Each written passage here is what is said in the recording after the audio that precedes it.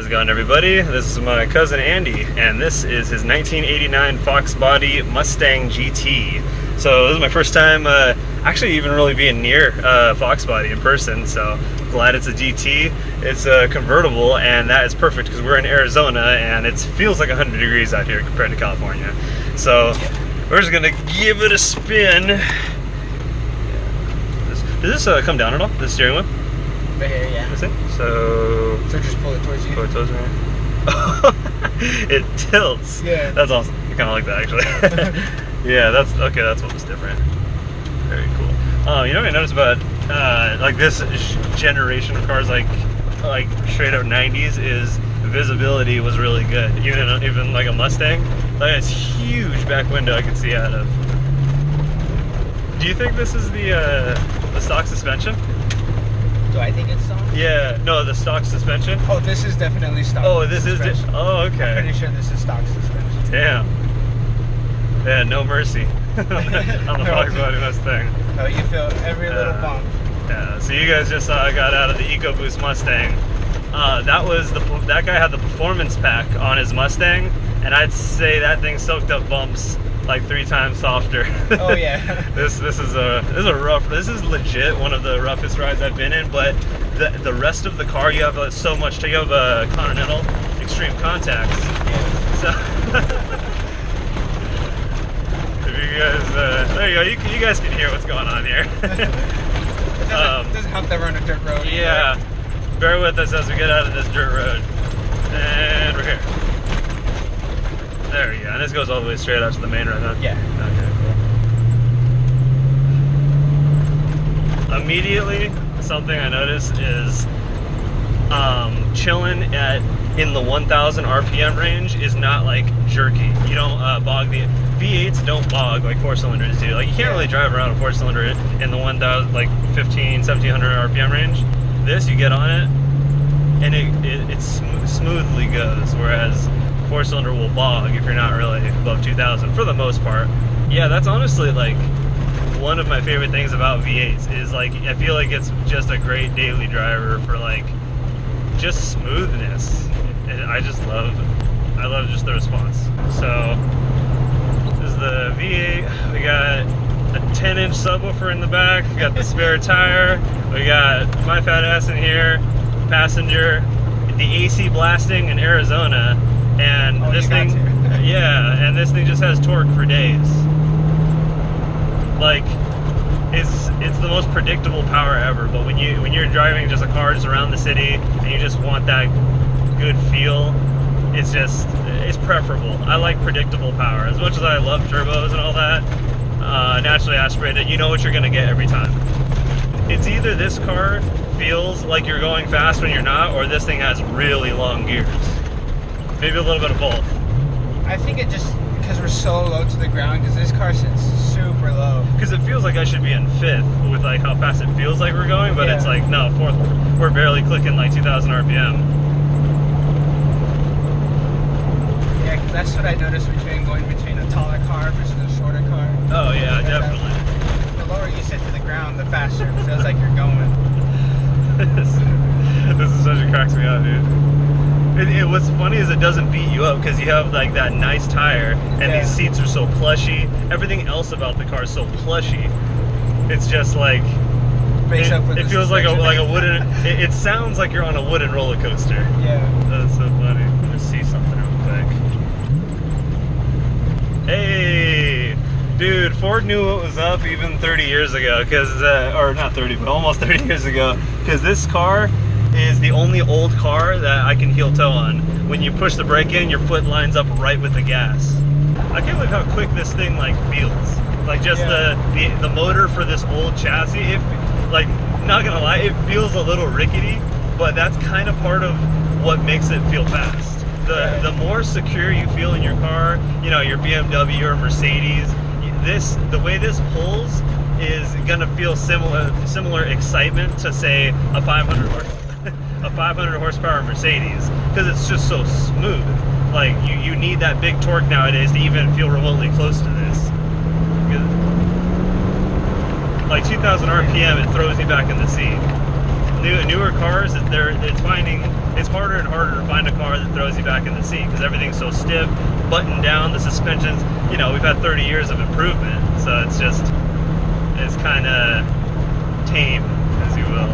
I think cars nowadays start getting like heavier doors, make it more sturdy for like impacts and stuff like that. That's a big thing too. I mean, I know all these older cars are lower horsepower, but they are lighter, and it seems like the lighter the car, if you put a lot of horsepower in a lighter car, it absolutely will always feel faster than a heavier car.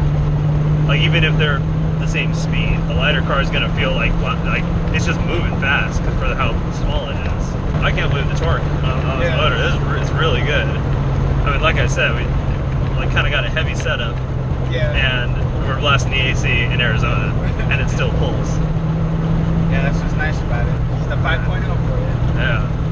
This car feels like an afterthought strapped to a gem of a motor. like everything else is kind of like, okay, well, we need doors. All right, well, we need AC. We need to put some seats in it.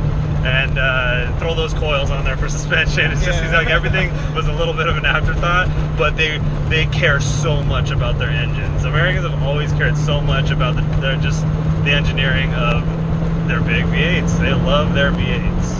I'm gonna try out the AC left burn really quick. And I'm just curious, we drop a gear, do we disappear?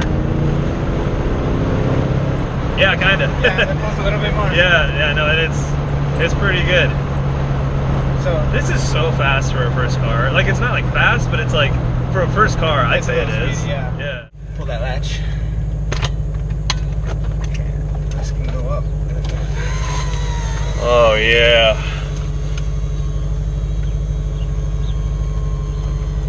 $1989 technology there. This sounds so good too. This does sound like the stock exhaust.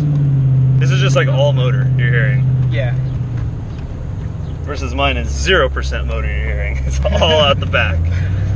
I just have straight up noxiousness coming out my tailpipes.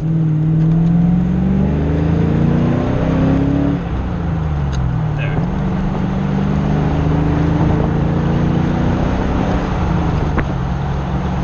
This thing doesn't do like hard pulls, it does luxurious advances forward.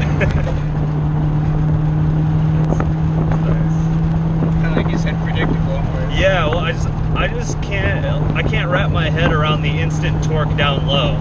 Like at 2,000 RPM, like I need to get around this guy, just done. Give it a little Yeah. So one thing that hasn't changed about my opinion on short shifters, I don't like short shifters. I'm the one guy who doesn't like short shifters.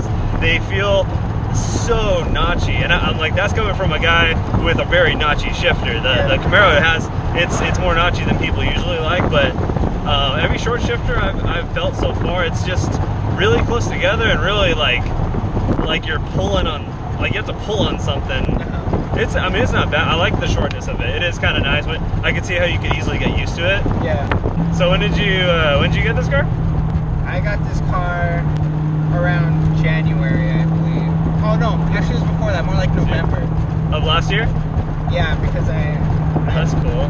Just gotten my license, and I was still working on my permit. Oh no, yeah, I just got my license, and I was driving my dad's truck around for a while, and he was driving this car, and we still had to like clean it up because the guy who had it was sitting for 5 years, which was pretty sad, but.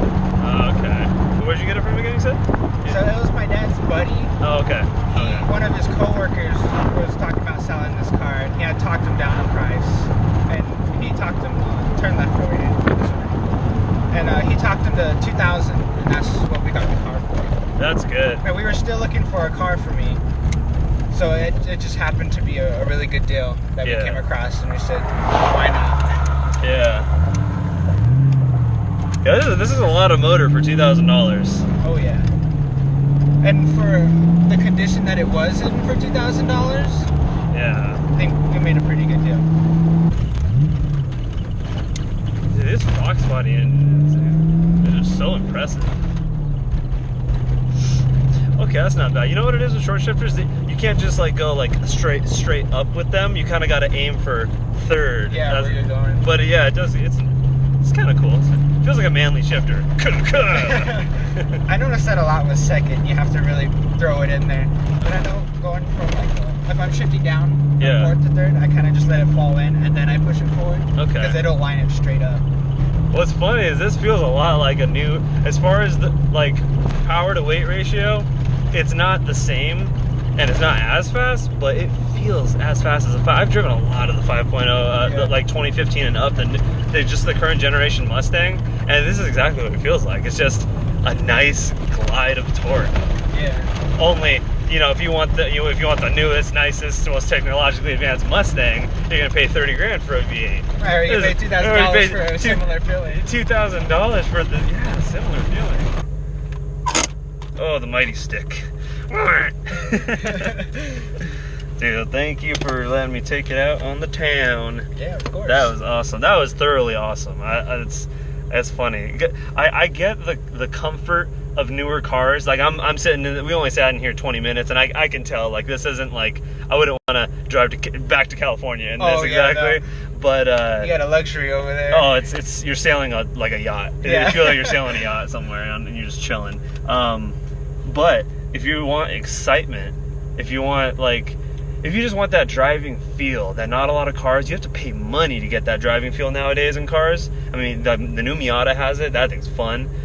Maybe a Shelby. I haven't driven a Shelby. I'm sure people say that thing's just a load of information through the steering wheel and the pedals. I'm sure the Shelby feels like that. But we're talking, 20 grand, 30 grand, 50 grand, and stuff like that. If you just want that, if you want them feels for your the feels from your automobile, just get an older car. I know it's not, you don't get a Bose stereo in it or leather plushy seats. You can on some old Mercedes, but that's thoroughly impressive that you can get this much like I feel like the most satisfying, well for me, I like fast cars and stuff. The most satisfying thing for me is a torquey vehicle. I like torquey vehicles. I've had enough of like having to floor it to pass people, and it just feels like when you floor, I'm just like, oh, like it's screaming and it's like that's all it's got. It's trying, it's trying and stuff. Like maybe like that Lexus or something like that, or like my dad's Corolla. But something like this, I like that you just dip it in. You just start advancing. You don't have to stress the engine to do it. No, that too. And a lot of these, they last so long.